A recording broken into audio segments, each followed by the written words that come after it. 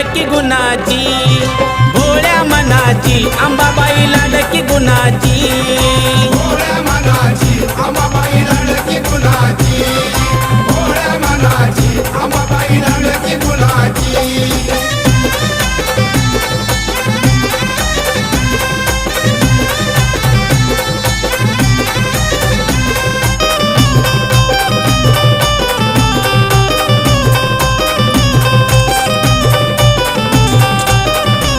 नवरात्रीच्या 9 माळी काही सांगू मी तिचा डौल, इच्छा मनाची पूर्ण करून देते तुळजाई उजवा कौल.